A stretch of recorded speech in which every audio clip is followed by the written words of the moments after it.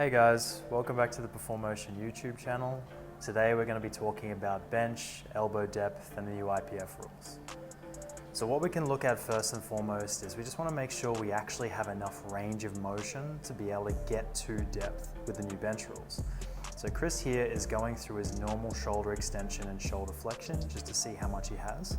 But now if you can see, as soon as he starts to go into a bit of an arch or a bit of thoracic extension like he would with bench press, his shoulder extension or his ability to get his arms back behind the body starts to get limited. This is going to be one of the main sort of range of motions we're looking at to make sure we can hit depth on bench press.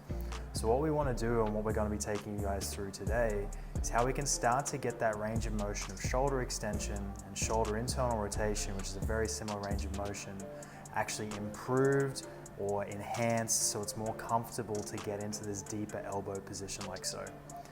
We also have a couple of different techniques we can go through if all else fails and these range of motion increases don't work with your leverages.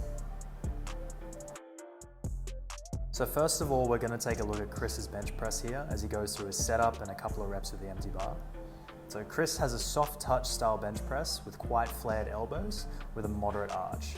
So it's quite easy for him to hit depth in this position, but depending on your leverages, current technique or arch, this may not be enough for you.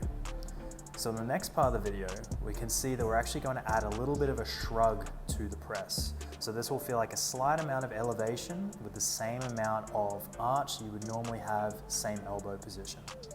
The big reason for this is if we slightly elevate our scapula, it's going to allow us to get a little bit more humeral internal rotation, which will make it slightly easier to bring our elbows back into shoulder extension. This works as it's going to let our scap move up along the rib cage and slightly leverage that shoulder to be able to get deeper towards the ground. Movement generally pairs quite well with scapular retraction, so if you're new to this movement, we can train this with a rowing accessory. As you can see, Chris here is doing a mid-grip row where he's focusing on rowing up and together with his scapula. Retraction tends to happen a lot higher than what we're used to than a back and down situation. So the next aspect we're going to look at with bench press is adding a much more flared elbow position. This is going to continue to enhance how much humeral internal rotation we're going to use, which also works hand in hand with that shrug and retracted or ability to shrug and retract during the descent of the bench. So as you can see with Chris here, he's going to be slightly internally rotating from the get-go and allowing his elbows to track directly outwards. This is going to make it a lot easier to make his elbows track straight down towards the ground and stop any over tucking on the way down or on the press on the way back up. Similar to the row, if you're new to this position, we can use an accessory or a machine to train this. So as you can see with Chris, what he's going to be doing here is pressing in his normal position with more tucked elbows. But if he flares his elbows and internally rotates his shoulder and humerus, he can practice this same position. It'll feel like a lot more pec stretch and pec push with the press. If all else fails with this technique, the last option we have is adding a sink.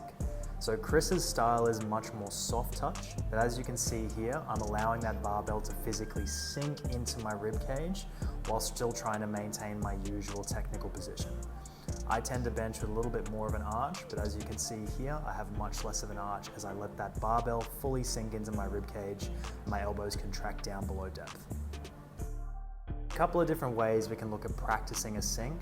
Sometimes a mid-grip or a narrower grip can tend to help with this, as it'll allow us to stay a little bit more stacked through the wrist and the forearm. But one thing we want to avoid is the head coming up as you saw before. So we want to keep a big chin tuck, and we want to make sure that our legs are driving back after the bar is sunk into our chest to help us press back up. Feel free to use one or a bunch of these tips to try and make your bench depth better.